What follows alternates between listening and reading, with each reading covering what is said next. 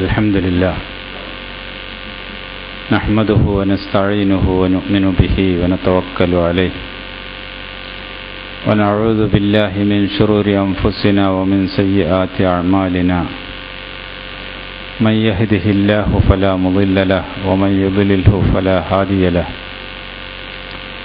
اللهم لك الحمد كما ينبغي لجلال وجهك وعظيم سلطانك اللهم لا نحصي ثناء عليك أنت كما أثنيت على نفسك ولك الحمد حتى ترضى وصلى الله وسلم على سيدنا محمد وعلى آله وأصحابه ومن اهتدى بهديه وجاهد في سبيله إلى يوم الدين أيها الناس أوصيكم عباد الله بتقوى الله أعوذ بالله من الشيطان الرجيم بسم الله الرحمن الرحيم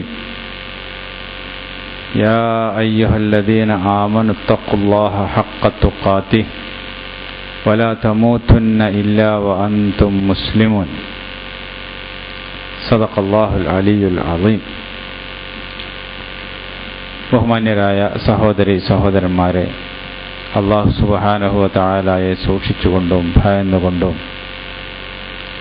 അവൻ്റെ നിർദ്ദേശങ്ങൾ പാലിച്ചുകൊണ്ടും കൽപ്പനകൾ അനുസരിച്ചുകൊണ്ടും ജീവിക്കണമെന്ന് ആദ്യമായി ഓർമ്മപ്പെടുത്തുകയാണ്. മുസ്ലിം സമൂഹത്തെ മാതൃകാപരമായ ഒരു ഉമ്മത്ത് ആയി വളർത്തുക എന്നുള്ളതാണ് പരിശുദ്ധ ദീനുൽ ഇസ്ലാമിൻ്റെ ഉദ്ദേശം. ആത്മീയമായും ഭൗതികമായും വിശ്വാസപരമായും പ്രവർത്തന പദത്തിലും ഏറ്റവും മാതൃകാപരമായ ഒരു സമൂഹം ആയിരിക്കണം മുസ്ലിമീങ്ങൾ എന്ന് പരിശുദ്ധ ഇസ്ലാം ഉദ്ദേശിക്കുന്നതായി, അല്ലാഹു സുബ്ഹാനഹു വ തആല ഉദ്ദേശിക്കുന്നതായി നമുക്ക് മനസ്സിലാക്കാം. അതിന് ഏറ്റവും പ്രയോജനപ്രദമായ ഉപകാരപ്പെടുന്ന കൽപ്പനകളും നിർദ്ദേശങ്ങളുമാണ് അള്ളാഹു മുസ്ലിം സമൂഹത്തോട് കൽപ്പിച്ചിട്ടുള്ളത്.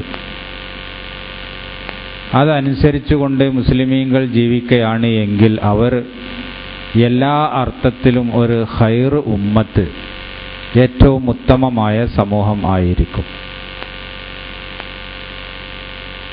അത് വിശ്വാസത്തിലും അവരുടെ ആത്മീയതയിലും മാത്രമല്ല,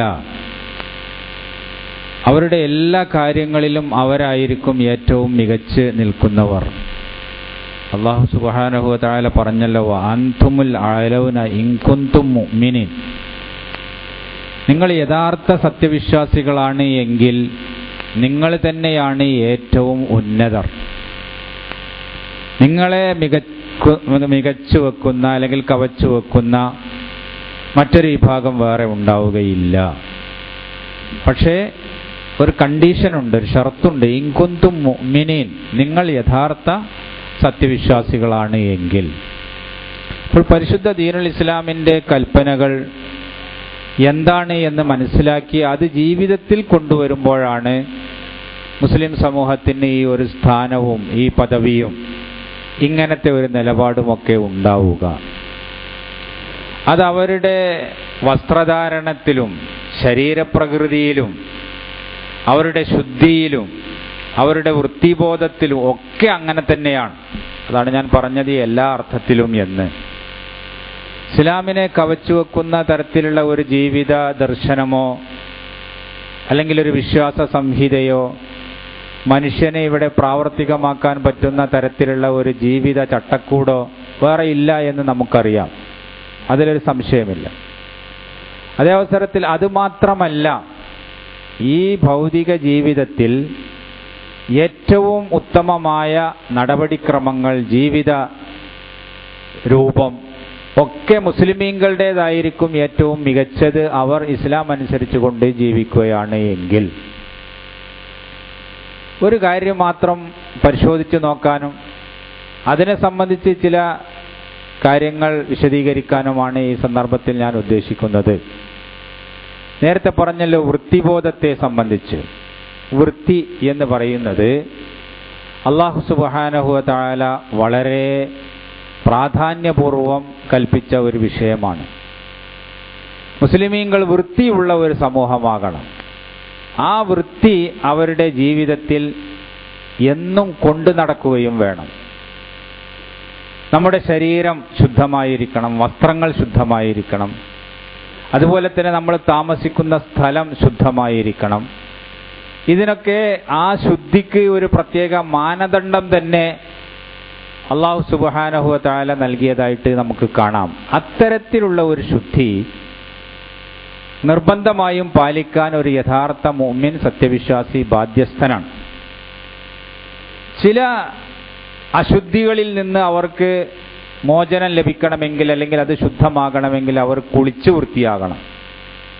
ആ രൂപത്തിൽ നിർബന്ധമായും കുളിച്ച് വൃത്തിയാകണം എന്നുള്ള കൽപ്പനകളുള്ള ചില കാര്യങ്ങളുണ്ട്. അത് പാലിക്കാൻ മുസ്ലിം സമൂഹം ബാധ്യസ്ഥമാണ്. ചില കാര്യങ്ങൾക്ക് വേണ്ടി അവർ വൃത്തിയാകുക എന്ന് പറഞ്ഞാൽ അങ്ങനെ കുളിച്ച് വൃത്തിയാവണമെന്നില്ല. പക്ഷേ അവർ അംഗസ്നാനം ചെയ്യണം എന്ന് പറഞ്ഞാൽ വുളു എടുക്കണം. വുളു എടുത്തുകൊണ്ട് കൈകാലുകൾ കഴുകി പ്രത്യേകമായ ഒരു രൂപത്തിൽ ആ ശുദ്ധീകരണ പ്രവൃത്തി എന്താണ് എന്ന് പരിശുദ്ധ ദീനുൽ ഇസ്ലാം പഠിപ്പിച്ചിട്ടുണ്ട്. അത് ചെയ്യണം.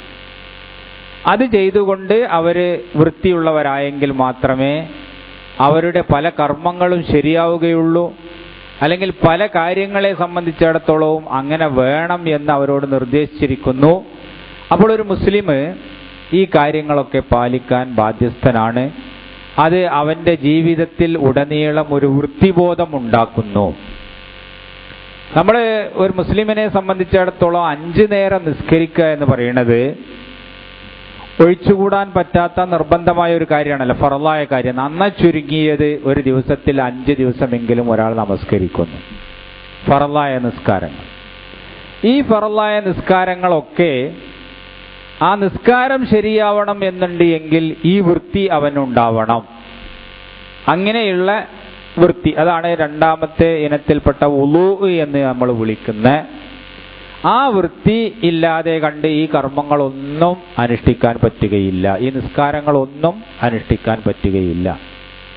അപ്പൊ ദിവസത്തിൽ 5 നേരം നമസ്കരിക്കുന്ന ഒരു സത്യവിശ്വാസി അവൻ നിസ്കരിക്കുന്ന സ്ഥലം വൃത്തിയാക്കണം.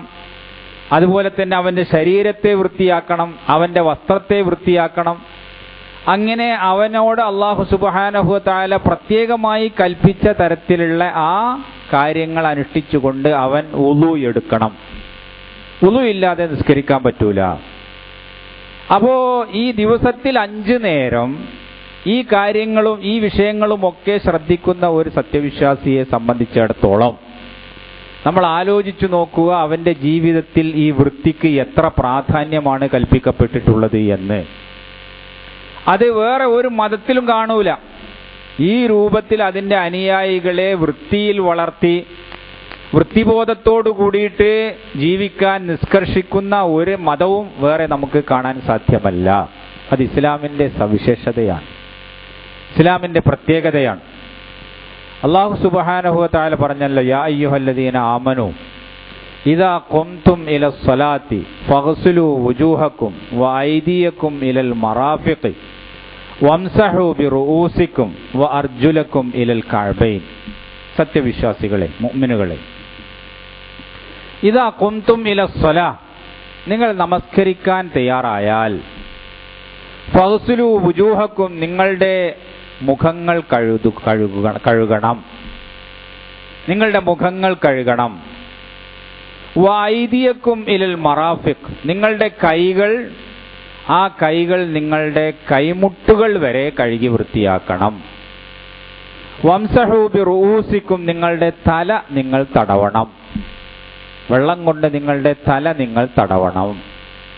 വഅർജുലക്കും, നിങ്ങളുടെ കാലുകളെയും നിങ്ങൾ കഴുകണം, ഇലൽ കഅബൈൻ, നെരിയാണി വരെ. ഇത് വുളുവിന്റെ ഏറ്റവും പ്രധാനമായ നന്ന ചുരുങ്ങിയ രീതിയാണ് ഈ പരിശുദ്ധ ഖുർആൻ അല്ലാഹു സുബ്ഹാനഹു വ തആല നമ്മോട് നിർദ്ദേശിച്ചത്, കൽപ്പിച്ചത്. അതിന്റെ വിശദാംശത്തോടു കൂടി റസൂൽ തിരുമേനി സല്ലല്ലാഹു അലൈഹി വസല്ലം ഇങ്ങനെയാണ് നമ്മെ പഠിപ്പിച്ചു. അപ്പൊ ഈ വുളൂ എന്ന് പറയുന്നത് ചില കാര്യങ്ങളെ സംബന്ധിച്ചിടത്തോളം അള്ളാഹു നിർബന്ധമാക്കി. അത് വുളു ചെയ്യുക എന്നുള്ളത് ആ കാര്യങ്ങൾ നിർവഹിക്കാൻ വളരെ അനിവാര്യമാണ്, നിർബന്ധമാണ്. അതിൽ ഒന്നാമതായി എണ്ണിപ്പറഞ്ഞു നമസ്കാരം തന്നെയാണ് അതിൽ പ്രധാനം. നിസ്കരിക്കുക എന്ന് പറയുന്നത് ഒരു സത്യവിശ്വാസി അല്ലാഹു സുബ്ഹാനഹു വ തആലയെ അള്ളാഹുവിനെ അഭിമുഖീകരിക്കുന്ന കർമ്മമാണ്, ഇബാദത്താണ്. അള്ളാഹുവിന്റെ മുന്നിൽ നിന്നുകൊണ്ടാണ് നമ്മൾ ഈ കർമ്മം ചെയ്യുന്നത്. അപ്പോൾ അല്ലാഹു സുബ്ഹാനഹു വ തആലയെയാണ് ഞാൻ നേരിടുന്നത് എന്നുള്ള ഒരു ഗാംഭീര്യ ബോധവും അതിന് പറ്റിയ രീതിയിലുള്ള ഒരു ഹാവഭാവങ്ങളും ശരീരഘടനയും അതിന് പറ്റിയ രീതിയിലുള്ള ഒരു വസ്ത്രധാരണ രീതിയും ഒക്കെ ഒരു മനുഷ്യന് ആവശ്യമാണ്. അതൊക്കെ അല്ലാഹു സുബ്ഹാനഹു വ തആല പഠിപ്പിച്ചിട്ടുണ്ട്. കാരണം അള്ളാഹുവിനെയാണ് ഞാൻ അഭിമുഖീകരിക്കുന്നത്. അല്ലാഹു സുബ്ഹാനഹു വ തആലയെ അഭിമുഖീകരിക്കുന്ന വ്യക്തി ഒരു പ്രത്യേകമായ കർമ്മത്തിന് തയ്യാറാകുന്ന ബോധത്തോടു കൂടി ആയിരിക്കണം അതിനെ സമീപിക്കേണ്ടത്. മൂസാ നബി അലൈഹിസ്സലാം തൂർ സീനാ പർവ്വതത്തിന്റെ മുകളിൽ വെച്ചുകൊണ്ട് അല്ലാഹു സുബ്ഹാനഹു വ തആലയുമായിട്ട് നേരിട്ട് സംസാരിക്കുന്ന ഒരു അനുഭവം പരിശുദ്ധ ഖുർആനിൽ അല്ലാഹു പറയുന്നുണ്ട്. അവിടെ ഒരു വെളിച്ചം കാണുകയാണ് മൂസാ നബി അലൈഹിസ്സലാം. ആ വെളിച്ചം കണ്ട് കൂരിരുട്ടില് മരുഭൂമിയിലൂടെ സഞ്ചരിച്ചു കൊണ്ടിരിക്കുമ്പോൾ കുടുംബവുമുണ്ട്, കുട്ടികളുമുണ്ട്. എങ്ങോട്ട് പോകണം, ആരോട് വഴി ചോദിക്കണം, എങ്ങനെ ദിശ അറിയില്ല, അങ്ങനെ പ്രയാസപ്പെടുന്ന ഒരു സന്ദർഭത്തിലാണ് മൂസാ നബി അലൈഹിസ്സലാം ഒരു വെളിച്ചം കാണുന്നത്. അപ്പോൾ ആ വെളിച്ചം കാണുമ്പോൾ അദ്ദേഹത്തിൽ പ്രതീക്ഷ നാമ്പെടുക്കുന്നു. അവിടെ ചെന്നാൽ നമുക്ക് ഈ തണുത്ത് വറക്കുന്ന സന്ദർഭത്തിൽ എന്തെങ്കിലും തീക്കായാനുള്ള തീ കിട്ടിയേക്കാം, അല്ലെങ്കിൽ നമുക്ക് സഹായകമാകുന്ന രീതിയിലുള്ള മറ്റ് വിവരങ്ങൾ ആ വെളിച്ചത്തിന്റെ അടുത്തുനിന്ന് കിട്ടിയേക്കാം എന്ന പ്രതീക്ഷയോടുകൂടിയാണ് മൂസാ നബി അലൈഹിസ്സലാം ഈ പ്രകാശത്തെ സമീപിക്കുന്നത്. അവിടെ എത്തുമ്പോഴാണ് ഇന്നി അന റബ്ബുക ഫഖ്ലഅൻ അലൈക ഇന്നക ബിൽ വാദിൽ മുഖദ്ദസി തുവാ എന്ന് അല്ലാഹു സുബ്ഹാനഹു വ തആല മൂസാ നബി അലൈഹിസ്സലാമയോട് പറയുന്നത്. ഇന്നി അന റബ്ബുക, ഞാൻ നിന്റെ റബ്ബാണ്. ഫഖ്ലഅൻ അലൈക, അതുകൊണ്ട് നീ നിന്റെ ചെരുപ്പുകൾ അഴിച്ചു വെക്കുക. ഇന്നക ബിൽ വാദിൽ മുഖദ്ദസി തുവാ, തുവാ എന്ന് പറയുന്ന ഈ പരിശുദ്ധ ഈ മലഞ്ചെരുവിലാണ് നീ ഇപ്പോൾ എത്തിപ്പെട്ടിരിക്കുന്നത്. അപ്പോ പരിശുദ്ധമായ ഈ പ്രദേശത്ത് എന്നെ അഭിമുഖീകരിക്കുകയും ഞാനുമായിട്ട് മറ്റൊരു മനുഷ്യനും നേരിട്ട്, മറ്റൊരു പ്രവാചകന് പോലും ഭൂമിയിൽ വെച്ച് നേരിട്ട് ലഭിക്കാത്ത ഒരു അനുഗ്രഹം നിനക്ക് കൈവരാൻ പോവുകയാണ്. അത് അള്ളാഹുമായിട്ട് സംസാരിക്കാൻ, കലീമുല്ലാ, അള്ളാഹുമായി സംസാരിച്ച വ്യക്തി എന്ന മഹത്തായ പദവിയിലേക്ക് ഉയർത്തപ്പെടാൻ പോകുന്ന നീ അള്ളാഹുവുമായിട്ട് കണ്ടുമുട്ടുന്നതിന്, അള്ളാഹുവുമായി സംസാരിക്കുന്നതിന് വേണ്ടിയിട്ടുള്ള ഒരു സന്ദർഭം ഇവിടെ ഉണ്ടാവുകയാണ്. അപ്പോൾ അതിൻ്റെതായ ഒരു പവിത്രതയും ശുദ്ധിയും കൽപ്പിച്ചുകൊണ്ട് ചെരുപ്പൊക്കെ ഊരി വെച്ച് പ്രത്യേകമായ ആ വൃത്തിബോധത്തോടുകൂടി കടന്നു വരണം എന്ന് നിർദ്ദേശിക്കപ്പെടുന്നു. ഇതുപോലെ നമ്മൾ ഓരോരുത്തരും അല്ലാഹു സുബ്ഹാനഹു വ തആലയുമായി സന്ധിക്കുന്നതിന് വേണ്ടി, സംസാരിക്കുന്നതിന് വേണ്ടിയിട്ടുള്ള ഒരു കർമ്മമാണ് നമസ്കാരം എന്ന് പറയുന്നത്. അപ്പോൾ ആ നമസ്കാരത്തിന് വരുമ്പോൾ നമുക്ക് പ്രത്യേക ശുദ്ധി വേണം. ആ ശുദ്ധി എങ്ങനെയായിരിക്കണം എന്നാണ് പരിശുദ്ധ ഖുർആൻ നേരത്തെ നമ്മളോട് പറഞ്ഞത്. ആ ശുദ്ധി എടുത്തുകൊണ്ട് നിങ്ങൾ ആ കർമ്മത്തിന് തയ്യാറാവുക, നിങ്ങളുടെ മനസ്സ് അതിന് പാകപ്പെടുക, അതുപോലെ തന്നെ നിങ്ങളുടെ വസ്ത്രധാരണവും അതിന് ഉചിതമായിരിക്കുക.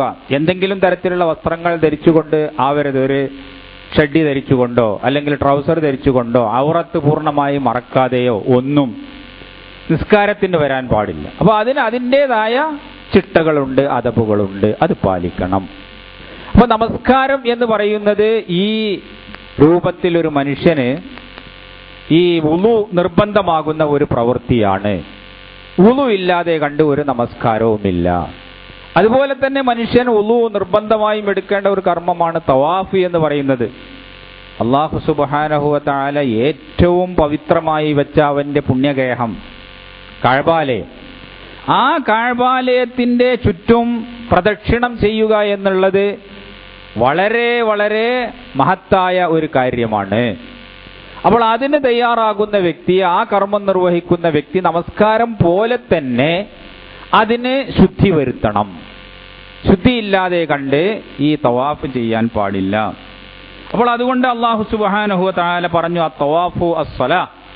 തവാഫ് എന്ന് പറയുന്നത് അത് നമസ്കാരം തന്നെയാണ്. തിരുമേനി സല്ലല്ലാഹു അലൈഹി വസല്ലം പഠിപ്പിക്കുകയാണ്, നമസ്കാരം പോലെ തന്നെയാണ് തവാഫ് എന്ന് പറയുന്നത്. ഇല്ല അന്നല്ലാഹ അഹല്ല ഫീഹിൽ കലാം. പക്ഷെ അല്ലാഹു സുബ്ഹാനഹു വ തആല അതിൽ സംസാരിക്കാനും പറയാനും ഒക്കെയുള്ള ഒരു അനുവാദം നൽകിയിട്ടുണ്ട്. നിസ്കാരത്തിൽ സംസാരിക്കാൻ പറ്റൂല, അങ്ങോട്ടും ഇങ്ങോട്ടും എന്തെങ്കിലും പറയാനൊന്നും പറ്റുകയില്ല. പക്ഷേ തവാഫ് ചെയ്യുന്ന ഒരു വ്യക്തി അങ്ങോട്ടും ഇങ്ങോട്ടും എന്തെങ്കിലും സംസാരിച്ചു പോകുന്നതിന് കുഴപ്പമില്ല. അതുകൊണ്ട് തവാഫ് ബാത്തിലായി പോവുകയോ നിഷ്ഫലമായി പോവുകയോ ഇല്ല. അത് കഴിച്ചാൽ ബാക്കിയുള്ള കാര്യങ്ങളിലൊക്കെ നിസ്കാരം പോലെ തന്നെ ശുദ്ധിയും വൃത്തിയും ഒക്കെ വേണ്ട ഒരു കർമ്മമാണ് ഈ തവാഫ് എന്ന് പറയുന്നത് എന്ന് റസൂൽ തിരുമേനി സല്ലല്ലാഹു അലൈഹി വസല്ലം നമുക്ക് വിശദീകരിച്ച് തന്നു. അപ്പോൾ അത് നിർബന്ധമായിട്ടും നമ്മൾ വുളു ചെയ്യേണ്ട രണ്ട് കാര്യങ്ങളാണ് ഇപ്പോൾ ഈ നിസ്കാരം അതുപോലെ തന്നെ ഈ തവാഫ് എന്നും പറഞ്ഞത്.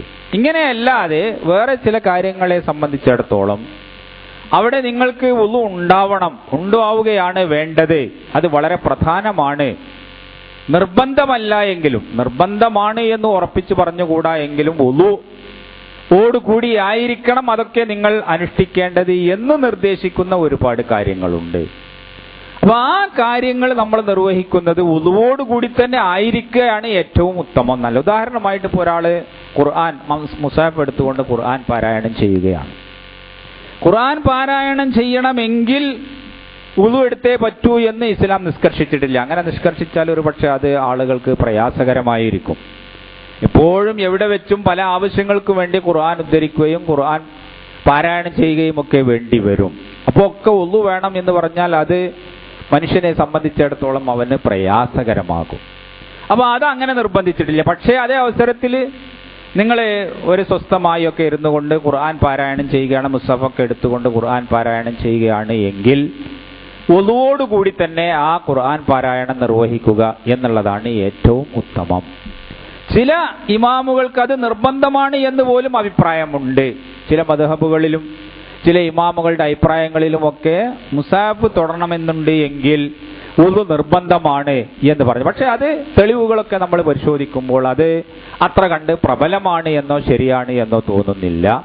പക്ഷെ ഏതായിരുന്നാലും ഈ മുസ്ഹഫ് എടുത്തുകൊണ്ടൊക്കെ ഖുർആൻ പാരായണം ചെയ്യുന്ന വ്യക്തി വുളു ഉള്ള അവസരത്തിൽ വുളുവോടുകൂടി ആ കാര്യങ്ങൾ ചെയ്യുക തന്നെയാണ് ഏറ്റവും ഉത്തമം എന്നുള്ള കാര്യത്തിൽ ഒരു സംശയവുമില്ല. പ്രത്യേകിച്ചും നമ്മൾ നമസ്കാരത്തിലും അല്ലാത്ത സന്ദർഭങ്ങളിലുമൊക്കെ ഇപ്പോൾ ഖുർആൻ എടുത്ത് പാരായണം ചെയ്യുകയാണ് എങ്കിൽ ആ ഖുർആനിൽ പല സന്ദർഭങ്ങളിലും സുജൂദ് ചെയ്യാനും തിലാവത്തിന്റെ സുജൂദ് ചെയ്യാനും ഒക്കെയുള്ള അവസരങ്ങൾ വരും. അപ്പോൾ ആ തിലാവത്തിന്റെ സുജൂദൊക്കെ ചെയ്യാൻ ഏറ്റവും ഉത്തമമായ രീതി വുളുവോടുകൂടി തന്നെ ആൾ ഉണ്ടാവുക എന്നുള്ളതാണ്. അപ്പോൾ അതുകൊണ്ട് അത്തരം സന്ദർഭങ്ങളിൽ വുളു പാലിക്കുക എന്നുള്ളത് വളരെ ഉത്തമവും നല്ലതുമാണ്. ഒരാൾ ഉറങ്ങാൻ പോവുകയാണ്, രാത്രി ഉറങ്ങാൻ പോകുമ്പോൾ വുളു എടുക്കുക എന്നുള്ളത് ഒരു പുണ്യകർമ്മമാണ്, സുന്നത്താണ്. ഉറങ്ങാൻ പോകുന്ന ഒരു മനുഷ്യന് ഉറക്ക് എന്ന് പറയുന്നത് തന്നെയാണല്ലോ മരണം. അല്ലാഹു സുബ്ഹാനഹു വ തആലയെ നമ്മൾ നമ്മുടെ റൂഹെ ഏൽപ്പിക്കുകയാണ് ഉറക്ക് എന്ന് പറയുന്നത് കൊണ്ട് സാധിക്കുന്നത്. ആ ഉറങ്ങി അതിൽ പിന്നെ നീച്ചോളണമെന്നുമില്ല. പിന്നെ അല്ലാഹു സുബ്ഹാനഹു വ തആല ആ വ്യക്തിയെ സംബന്ധിച്ചിടത്തോളം റൂഹ് തിരിച്ചേൽപ്പിക്കുകയാണ്. നമ്മൾ നിത്യ ജീവിതത്തിൽ ദൈനംദിന ജീവിതത്തിൽ ഒരു തരത്തിലുള്ള മരണം നമുക്ക് സംഭവിക്കുന്നുണ്ട്. അല്ലാഹു സുബ്ഹാനഹു വ തആലയെ നാം നമ്മുടെ റൂഹ് ഏൽപ്പിക്കുന്നു. അതുകൊണ്ട് നമ്മൾ ഉറങ്ങാൻ പോകുന്ന സന്ദർഭത്തിൽ നിശ്ചയിച്ച പ്രാർത്ഥനകളിൽ നമുക്ക് കാണാൻ സാധിക്കും, അല്ലാഹുവേ നാഥ, ഞാൻ എന്നെ നിനക്ക് വേണ്ടി സമർപ്പിച്ചിരിക്കുന്നു. എന്റെ ഈ റൂഹിനെ ഈ ഉറക്കോടുകൂടി നീ പിടിക്കുകയാണ് എങ്കിൽ നീ നിന്റെ കാരുണ്യത്തോടുകൂടി അതിനെ നീ സ്വീകരിക്കണമേ. അല്ലാഹുവേ തമ്പുരാനെ, എന്റെ റൂഹിനെ നീ തിരിച്ചേൽപ്പിക്കുകയാണ് എങ്കിൽ, ഉറക്കിന് ശേഷം വീണ്ടും തിരിച്ചേൽപ്പിക്കുകയാണ് എങ്കിൽ നിന്റെ ഹിദായത്തിൽ സഞ്ചരിക്കുവാനും ഈമാനോടുകൂടി ജീവിക്കാനും എനിക്ക് നീ ഉദവി നൽകണമേ എന്ന പ്രാർത്ഥന റസൂൽ തിരുമേനി സല്ലല്ലാഹു അലൈഹി വസല്ലം നമ്മെ പഠിപ്പിച്ചത് കാണാൻ സാധിക്കും. അപ്പോൾ ഉറങ്ങാൻ പോകുമ്പോൾ നമ്മൾ ഒരു ജീവിതത്തോട് ഒരു വിടപറയലാണ്, ഒരു താൽക്കാലികമായ വിടപറയലാണ് അത് മുഖേന നടക്കുന്നത്. അപ്പോൾ ആ സന്ദർഭത്തിൽ ഒരാൾ ഒരു ഉളുവോട് കൂടിയിട്ട് ഉറങ്ങാൻ കിടക്കുകയാണെങ്കിൽ അത് നല്ലതാണ്, പുണ്യമാണ് എന്ന് റസൂൽ തിരുമേനി സല്ലല്ലാഹു അലൈഹി വസല്ലം പഠിപ്പിച്ചിട്ടുണ്ട്. എല്ലാവർക്കും ചെയ്യാൻ പറ്റുന്നതും അതുപോലെ തന്നെ ശീലിക്കാൻ പറ്റുന്നതുമായ നല്ല കാര്യങ്ങളാണ് ഇവയെല്ലാം. അത് കൊണ്ടു കിടക്കുക എന്നുള്ളത് ഒരു ബുദ്ധിമുട്ടുള്ള കാര്യമല്ല. നമ്മൾ ഒന്ന് മൂത്രിച്ചൊക്കെ പിന്നെ ഉറങ്ങാൻ വേണ്ടി കിടക്കുന്ന സന്ദർഭത്തിൽ മൂത്രിച്ചു ഒരു ഒളുവൊക്കെ എടുത്ത് ഉറങ്ങാൻ പോയി കിടക്കുക എന്നുള്ളതാണ് ഏറ്റവും ഉത്തമമായ രീതി. അപ്പോൾ അത് ആ സന്ദർഭത്തിലും നമ്മളൊരു വൃത്തിയോട് കൂടി ആയിരിക്കണം നമ്മുടെ ഉറക്കിൽ പ്രവേശിക്കേണ്ടത് എന്ന് പഠിപ്പിക്കുകയാണ് അവിടെ ദീൻ ചെയ്യുന്നത്. അതുപോലെ തന്നെ റസൂൽ തിരുമേനി സല്ലല്ലാഹു അലൈഹി വസല്ലമയുടെ ചില വചനങ്ങളിലൊക്കെ കാണാം, നിങ്ങൾ മാംസാഹാരം പോലെയുള്ള ആഹാരങ്ങൾ കഴിച്ചാൽ ഉളു എടുക്കുക എന്ന് പറഞ്ഞതായി. മാംസം നമ്മൾ സാധാരണ അത് നിർബന്ധമായ ഒരു കാര്യമൊന്നുമല്ല, അങ്ങനെ ചെയ്തേ പറ്റൂ എന്നുള്ള നിഷ്കർഷയുമില്ല. പക്ഷെ അതേ അവസരത്തിൽ അതൊക്കെ കഴിഞ്ഞതിന് ശേഷം, അത്തരത്തിലുള്ള ആഹാരങ്ങളൊക്കെ കഴിഞ്ഞതിന് ശേഷം നമ്മുടെ പല്ലുകളൊക്കെ വൃത്തിയാക്കി, പ്രത്യേകിച്ചും ഈ മിസ്വാക്ക് ചെയ്യുക, ബ്രഷ് ഉപയോഗിക്കുക എന്നൊക്കെ പറയുന്നതിന് ഇസ്ലാമിൽ വലിയ പുണ്യമാണ്. അത് നമ്മുടെ വൃത്തിബോധത്തിന്റെ വളരെ വലിയ ഒരു ലക്ഷണവുമാണ്. മനുഷ്യന് ഒരുപാട് രോഗങ്ങൾ വരാനുള്ള സാധ്യതകൾ അവന്റെ പല്ലുകളും വായയും വൃത്തിയാക്കി വെക്കാത്തത് കൊണ്ടാണ് എന്നൊക്കെ ഡോക്ടർമാർ നമുക്ക് പറഞ്ഞു തരുന്നു. അതിനൊക്കെ ഇസ്ലാമിലെ പ്രതിവിധിയുണ്ട്. അതൊക്കെ ചെയ്തുകൊണ്ട് ആ ഒരു ബ്രഷൊക്കെ ചെയ്ത് ഓരോ ലൗല അൻ അശുക്ക അല ഉമ്മത്തി ലഅമർതുഹും ബിസ്സിവാക് ഇൻദ കുല്ലി സ്വലാ എന്ന് റസൂൽ തിരുമേനി സല്ലല്ലാഹു അലൈഹി വസല്ലം പറയും. എൻ്റെ ഉമ്മത്തിന് വലിയ പ്രയാസമുണ്ടാകും, ഞെരുക്കമുണ്ടാവും എന്ന് എനിക്ക് തോന്നുന്നില്ല എങ്കിൽ എല്ലാ സന്ദർഭങ്ങളിലും എല്ലാ നമസ്കാര വേളകളിലുമൊക്കെ ഈ ബ്രഷ് ഉപയോഗിക്കൽ നിർബന്ധമാക്കുമായിരുന്നു എന്നാണ് റസൂലുള്ളാഹി സ്വല്ലല്ലാഹു അലൈഹി വസല്ലം പറയുന്നത്. ഈ വായയുടെ നാറ്റവും അതുപോലെ തന്നെ അത് അടുത്ത ആളുകൾക്കുണ്ടാക്കുന്ന പ്രയാസവും അതുപോലെ തന്നെ കുടുംബത്തിലും കുട്ടികളിലും അതുപോലെ നമ്മുടെ കൂടെ ജീവിക്കുന്നവർക്കൊക്കെ അത് വരുത്തി തീർക്കുന്ന അസ്വാസ്ഥ്യവുമൊക്കെ വളരെ വലുതാണ്. അപ്പൊ അത് ഒക്കെ ഇല്ലായ്മ ചെയ്യാനും ഒരു സന്തുഷ്ടമായ ഒരു സാമൂഹിക ജീവിതം നയിക്കാനുമൊക്കെ ഇത്തരം കാര്യങ്ങൾ ചെറിയ ചെറിയ കാര്യങ്ങളായിട്ട് നമുക്ക് തോന്നാം. ഇതൊക്കെ ചെറിയ ചെറിയ കാര്യങ്ങളാണ് എങ്കിലും അതിന് വലിയ പ്രസക്തിയുണ്ട്. എങ്ങനെയാണ് ഒരു സമുദായത്തിന്റെ ഒരു സമൂഹത്തിന്റെ ദൈനംദിന ജീവിതത്തിലെ ചെറുതും വലുതുമായ എല്ലാ കാര്യങ്ങളും ദീന് പറഞ്ഞ് പഠിപ്പിച്ച് പരിശീലിപ്പിക്കുന്നത് എന്ന് നമുക്കതിൽ നിന്ന് ഊഹിക്കാൻ സാധിക്കുന്നതാണ്.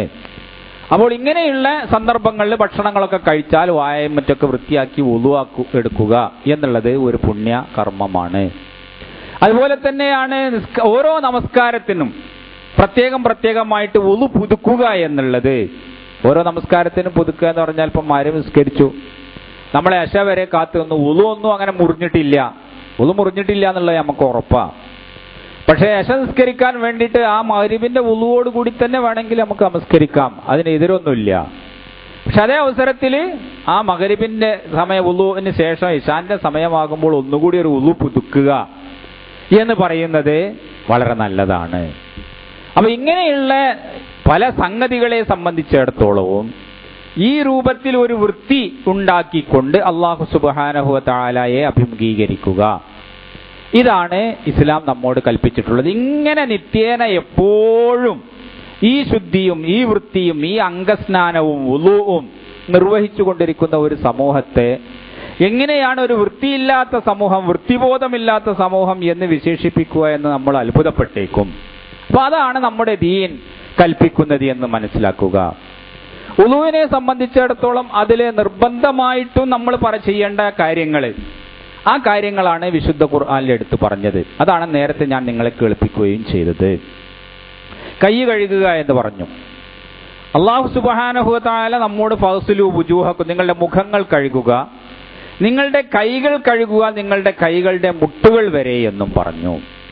മുഖം കഴുകുക. അപ്പോൾ റസൂലുള്ളാഹി സ്വല്ലല്ലാഹു അലൈഹി വസല്ലം ഉസ്മാൻ ഇബ്നു അഫ്ഫാൻ റളിയല്ലാഹു അൻഹു റിപ്പോർട്ട് ചെയ്ത ഒരു ഹദീസുണ്ട്. ആ ഹദീസിൽ നബി സല്ലല്ലാഹു അലൈഹി വസല്ലം വുളൂ ചെയ്യുന്നത് പോലെ വുളൂ ചെയ്തുകൊണ്ട് ഉസ്മാൻ റളിയല്ലാഹു അൻഹു പറയുകയാണ്, ഇതുപോലെയായിരുന്നു റസൂൽ തിരുമേനി സല്ലല്ലാഹു അലൈഹി വസല്ലം വുളൂ ചെയ്യാറുണ്ടായിരുന്നത് എന്ന്. അപ്പൊ അത് നമ്മൾക്ക് പരിശുദ്ധ ഖുർആൻ വിശദീകരിച്ചു തരികയാണ് തിരുമേനി ജീവിതത്തിലൂടെ ചെയ്യുന്നത്. ഖുർആനിൽ അങ്ങനെയാണ് പറഞ്ഞു. ആ പറഞ്ഞ കാര്യം എങ്ങനെയാണ് നടപ്പാക്കുക എന്നുള്ളത് റസൂലില്ല എങ്കിൽ നമുക്ക് മനസ്സിലാവൂല. നമ്മൾ മനസ്സിലാക്കേണ്ടതാണ്. റസൂലില്ല എങ്കിൽ നമുക്ക് ഖുർആനിൽ പറഞ്ഞ കാര്യങ്ങൾ ഖുർആൻ മതി, ഞങ്ങൾക്ക് വേറൊന്നും വേണ്ട, ഇതനുസരിച്ച് കൊണ്ട് നമ്മൾ ജീവിക്കാം എന്നൊരാൾ വെച്ചാൽ ഖുർആനിൽ നിന്ന് സ്വന്തമായിട്ട് ഒരാൾക്ക് ആ ജീവിതം എങ്ങനെയാണ് എന്ന് അതിൻ്റെ പൂർണ്ണമായ പ്രായോഗികമായ രീതിയിൽ മനസ്സിലാവുകയില്ല. ആ ഖുർആനിന്റെ വിശദീകരണം റസൂൽ സല്ലല്ലാഹു അലൈഹി വസല്ലമയിലൂടെ തന്നെ നമുക്ക് കിട്ടണം. അതിനാണ് റസൂലിലൂടെ ഖുർആൻ അവതരിപ്പിച്ചത്. റസൂലിന്റെ ജീവിതം അതിന് മാതൃകയാക്കിക്കൊണ്ട് അല്ലാഹു സുബ്ഹാനഹു വ തആല നിർദ്ദേശിച്ചു തന്നത്. അപ്പോൾ ആ റസൂൽ നമ്മെ പഠിപ്പിച്ചു, നിങ്ങളുടെ കൈകൾ രണ്ടും ആദ്യം ഈ കൈയിന്റെ ഈ കഫ് എന്ന് പറയുന്ന ഈ ഭാഗം, ആ ഭാഗം നിങ്ങൾ ആദ്യമായിട്ട് കഴുകുക.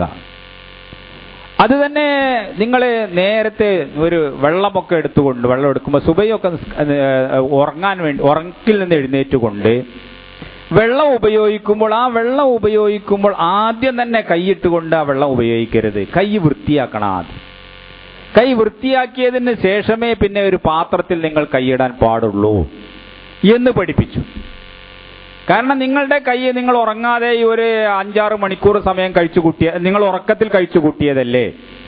അപ്പോ നിങ്ങളുടെ കൈ എവിടൊക്കെയായിരുന്നു, അതിപ്പോ എന്തെല്ലാം ബാധിച്ചിട്ടുണ്ട്, എന്തെങ്കിലും തരത്തിലുള്ള പ്രാണികളോ അല്ലെങ്കിൽ ജീവികളോ അല്ലെങ്കിൽ എന്തെങ്കിലും രക്തമോ മറ്റോ ഒക്കെ നിങ്ങളുടെ കയ്യിൽ പറ്റിയിട്ടുണ്ടോ എന്ന് അറിയില്ലല്ലോ. അപ്പൊ അതുകൊണ്ട് കൈ ആദ്യം വൃത്തിയാക്കുക. എന്നിട്ട് പിന്നെ വെള്ളത്തിൽ നിങ്ങളുടെ കൈയിട്ടുകൊണ്ട് നിങ്ങളുടെ ആവശ്യത്തിന് വെള്ളം കോരിയെടുക്കുക പഠിപ്പിച്ചു. നബി സല്ലല്ലാഹു അലൈഹി വസല്ലം ആദ്യം ഈ കയ്യിന്റെ ഈ 2 വിരലുകൾ അടക്കമുള്ള ഈ കയ്യിന്റെ കഫ് എന്ന് വിശേഷിപ്പിക്കുന്ന ആ ഭാഗം 3 വട്ടം കഴുകുന്നു. പിന്നീട് നബി സല്ലല്ലാഹു അലൈഹി വസല്ലം കൊപ്പിളിക്കുന്നു, കുൽക്കുഴിയുന്നു. ആ കുൽക്കുഴിയുന്നതോടൊപ്പം തന്നെ നബി സല്ലല്ലാഹു അലൈഹി വസല്ലം വെള്ളം മൂക്കിൽ കയറ്റി ചീറ്റുന്നു എന്നൊക്കെ ഹദീസുകളിൽ പറഞ്ഞിട്ടുണ്ട്. ഇതൊക്കെ നബിയുടെ ആ മര്യാദകളിൽ, വുളൂവിന്റെ മര്യാദകളിൽ നമ്മെ പഠിപ്പിച്ചു. 3 വട്ടം അങ്ങനെ ചെയ്യുമായിരുന്നു. മുഖം കഴുകുമായിരുന്നു. മുഖം കഴുകുമ്പോൾ ആ മുഖത്തിന്റെ എല്ലാ പരിധികളും പൂർണ്ണമായി നനച്ചുകൊണ്ട് ആണ് തിരുമേനി സല്ലല്ലാഹു അലൈഹി വസല്ലം വുളൂ എടുക്കാറുണ്ടായിരുന്നത്. ആ മുടിയുടെ ഈ തല മുതൽ ഈ താടിയെല്ലിന്റെ ഈ അവസാനത്തെ ഭാഗം വരെയുള്ള എല്ലാ ഭാഗവും, 2 ചെവിയുടെയും മധ്യത്തിലുള്ള അതിൻ്റെ ഇടയിലുള്ള എല്ലാ സ്ഥലങ്ങളുമൊക്കെ പൂർണ്ണമായി വെള്ളം ഒലിപ്പിച്ച് കഴുകുമായിരുന്നു നബി 3 തവണ എന്ന് ഹദീസുകളിൽ നമുക്ക് പറഞ്ഞു തരുന്നു. അതുപോലെ തന്നെ നിങ്ങളുടെ കൈകൾ പിന്നീട് ആദ്യം ഈ കൈകൾ മുൻഭാഗം കഴുകി അതിനുശേഷം പിന്നെ മുഖമൊക്കെ കുപ്പിളിച്ച് അതിനുശേഷം പിന്നെ മുഖമൊക്കെ കഴുകിയതിന് ശേഷമാണ് നിങ്ങളുടെ കൈമുട്ടുകൾ വരെ കഴുകുക എന്നുള്ള ആ കർമ്മം അനുഷ്ഠിക്കാറുണ്ടായിരുന്നത്.